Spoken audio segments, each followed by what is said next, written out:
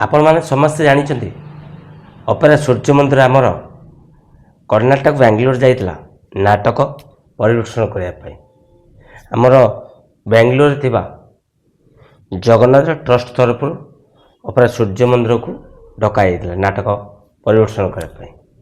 ସେଇ ଯାତ୍ରାରେ ଯିଏ ବୁଝାବୁଝି କରୁଥିଲେ ଆମର ପ୍ରେସିଡେଣ୍ଟ ସେକ୍ରେଟାରୀ ଅର୍ଗେନ୍ଦୁ ଆଉ ବିକାଶଙ୍କ ପାଇଁ ଆଜି ଆମର ସେ ଅର୍ଗେନ୍ଦୁ ବିକାଶଙ୍କ ପାଇଁ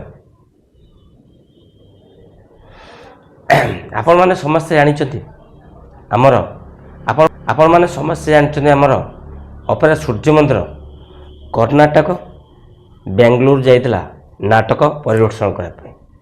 ଆମେ ବାଙ୍ଗାଲୋରରେ ଥିବା ଜଗନ୍ନାଥ ମନ୍ଦିର ଟ୍ରଷ୍ଟ ତରଫରୁ ଅପେରା ସୂର୍ଯ୍ୟ ମନ୍ଦିରକୁ ଡକାଯାଇଥିଲା ନାଟକ ମଞ୍ଚସ୍ଥ କରିବା ପାଇଁ, ମାନେ 11ରୁ 15 ତାରିଖ ପର୍ଯ୍ୟନ୍ତ ଅପେରା ସୂର୍ଯ୍ୟ ମନ୍ଦିର ସେଠି ନାଟକ ପରିବେଷଣ କରିଥିଲା।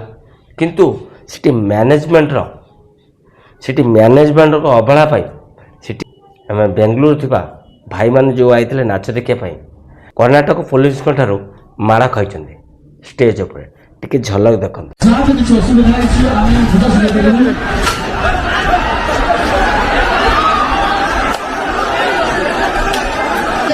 ଝଗଡ଼ାରେ ଭାଇ ଦେଖିଲେ ଯେ ଶୁଣିବାକୁ ମିଳୁଛି ସେଥିରେ ଆମର ଅର୍ଗେନ୍ଦୁ ଆଉ ବିକାଶ ପ୍ରେସିଡେଣ୍ଟ ସେକ୍ରେଟାରୀ ଥିଲେ।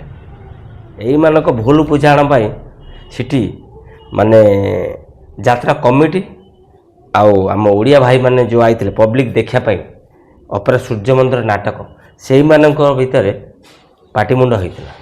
ଟିକେଟ୍ ଡବଲ ହେବ ମାନେ ସ୍ୱାଭାବିକ ପାଟିମୁଣ୍ଡ ହେବ।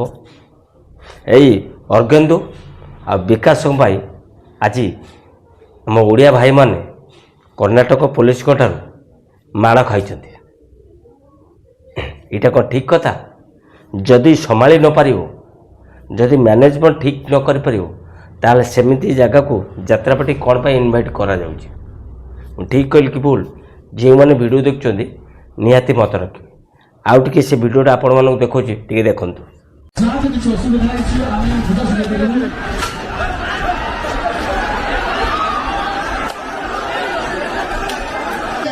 ଝଗଡ଼ାରେ ଭାଇ